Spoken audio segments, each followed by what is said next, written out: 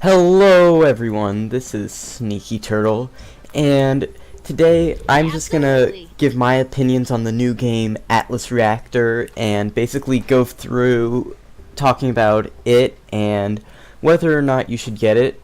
So let's first start off with the big question of what is Atlas Reactor? Alright, so Atlas Reactor is a brand new game that came onto Steam a few days ago. I personally discovered it through a YouTube ad, and I was interested, and I saw it on Steam, so I got and tried it out. And it's a MOBA mixed with a real-time strategy game that's turn-based, and it's pretty unique. I personally like it, and I've been playing it a lot, actually. I've played it more of an Overwatch the past few days, and now I'm just giving my opinion to the rest of the world. So, Atlas Reactor, it has teams of 4, and basically the objective of the games so far, it's a new game, it only has like one game mode, is to kill 5 opponents, or kill more opponents than they kill of your teammates in 20 rounds. And it has many different characters you can play, and the characters are called freelancers, and they all have special abilities and are unique, kind of like Overwatch. And there's 4 phases like per round. The first one is the prep phase, which is where you build traps, you buff yourself, you heal your teammates, whatever. It's just preparing for the next turns. The next phase is dash, where if someone's going to be like attacking you, you'll dodge it preemptively before it happens, and they usually have some sort of effect that goes along with them. The next phase is called blast, and that's where all the damage really happens if it wasn't from like a trap. And here all the damage dealing abilities do like all the attacks and other stuff. And the final phase is where you can move around. You can move around 4 spaces if you did any of the if you used a I'm sorry, I can't think of the word.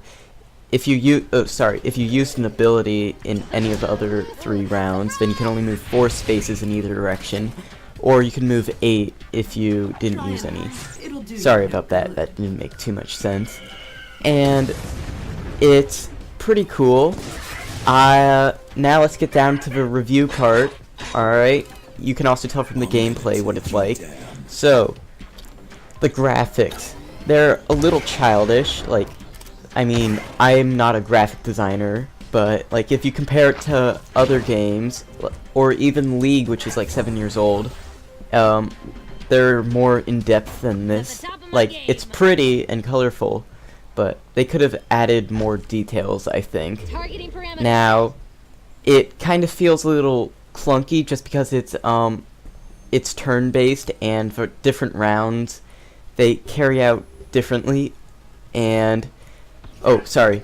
I forgot to mention one big thing about the game beforehand. It has a decision time of 20 seconds where you plan out what you're going to do without knowing what they're going to do, so that's pretty important. That's a big part of its dynamics. Alright, sorry. Now, it's a little awkward because during that decision time, you're just looking... I mean, you're trying to figure out what to do while the enemy team's figuring out what to do, and the cooldowns on the abilities make it also feel a little awkward, because sometimes you need them, but you can't. But that's part of the game, and I think people will get used to it after a little bit, so...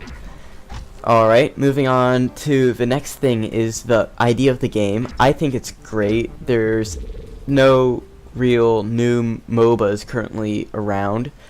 Like League and Dota are great, but they're several years old, and I think this game has a lot of potential, mostly because it has a lot of it's pretty unique. Now, I think it's a high quality game. All of the abilities are well thought of and seem pretty balanced, but they're still gonna change things, obviously, as players play more. And I think it's a pretty high quality game, and I think it's gonna get a lot of stuff. And it's a definite buy. You should totally get it. All right. So not only is it free to play, yes, it is, but to actually get the entire game, it's like 25 bucks right now. They're having a sale till the 11th, so I suggest download it, play it, and then buy it, just to make sure you'll like it. It's worth it, and definitely get this game. It's great. And yeah, so I'm probably going to be doing a lot of videos on this game. I think it's very unique and cool. And yes, so that's about it for the review part, and I have some nice footage. It actually comes off very nice at the end. So yeah, so I'm just gonna explain basically what's happening. So right here, it's the decision mode.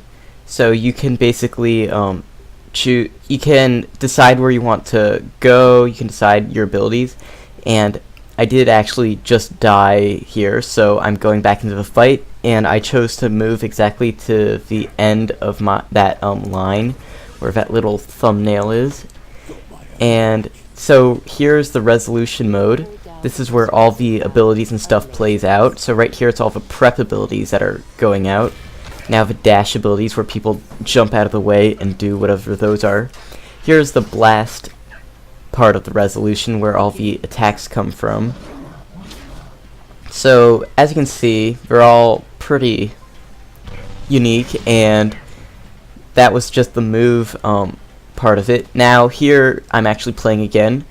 My ability on the far left is my primary. I can use it all the time without a cooldown. The large ability on the far right, not those three down below, is it's kind of like an ultimate. It requires energy, which is the yellow bar, as you can see down below. It's a number, like 60 something right now. And yeah, so you can do, and then the abilities in between are just other abilities. They're on a cooldown of like a few moves, and for each ability you can also have a mod which changes it slightly, either boosts the damage or other things. Yeah, I'm getting destroyed right here, but whatever. And the abilities, the small abilities underneath the what phase it's in, those are catalysts. You can use them once a game, and then they're done. And there's 20 rounds in a game, or less depending on how many kills you get. So basically, to win, you get 5 kills, or you just get more kills than your enemy at 20 rounds. And that's pretty much how it just works right now. There's no other game modes that I'm aware of, like for multiplayer. And yeah, so let's just talk about the gameplay. I was just killed again, unfortunately. I know, it's terrible. But you know, it gets better at the end. The thing is, there's 3 types of characters. There's like a firepower, a tank, and then a healer. And there's no real team comp decision, because once you before you start a game, you're actually allowed to choose which freelancer you want or which character you want. So no one really adapts. Now there is a way to pick, like, after you get found in a game, but it doesn't actually work very well. And anyways, I'm dead, unfortunately. But a cool thing is you can actually die, but you'll still do your ability. It's just how the game works. And if you're at if they only did like 2 more damage than what health you had left, you'll have sort of like a static bar thing, like you're in critical condition. But see, we're coming back here. That's what that's why I wanted to show this gameplay, but you can actually do stuff for the rest of the turn if you have like that critical health indicator, and can even be healed to live. So the problem with this is the game can go kind of slow because you have to wait for the slowest person to finish making their move, which is a problem. Now, one nice thing about it is you can examine the entire arena from any perspective and move around, although I don't really take much advantage in it other than to reorient myself after I move. And it's a pretty cool thing. Now, this is my ultimate. I don't actually think I use it here though. Yeah, I don't. I instead use a sticky grenade, which will inflict 30 damage on people the next round. And basically, this character that I'm playing, she's all about damage. And as you can see, it's pretty close right now. It's 4-4 at round 13, which means if no one dies, so if anyone dies, that's game over. And it's round 13, so clearly there's plenty of time for someone to die. Now, I am going to use my ultimate now. There are 2 enemies in it, so it's a good time to use it. And one thing that really bugs me though, and I don't know if I'm just misusing it, is when you use a dash ability, you can't use anything else other than that. Like, you'll use your dash ability, like even if you know you're gonna be attacked, you still can't like resist. So that's one unfortunate thing about this. And anyways, the thing's gonna go well. You can just watch my ultimate. I actually don't know where I am, but you can oh, there we go. I hit 3 people. Always nice to do, but I'm not sure what's gonna happen. It's been a few hours, and I didn't think this game was particularly memorable, but you know. Anyways, we're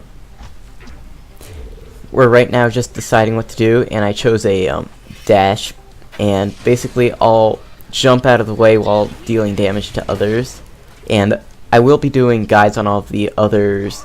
So yeah, so that's basically all there is to it. And so if you like this review of it, please leave a like, and if you didn't, please leave a dislike. Please subscribe for more Atlas Reactor content and other stuff. Hopefully Sombra's going to be coming out soon, so we can do some gameplay of that. And thank you all for watching. Please comment if you have any other idea. If you want to mention something to me, I'll love to hear any feedback I get. And thanks for watching, and have a great day.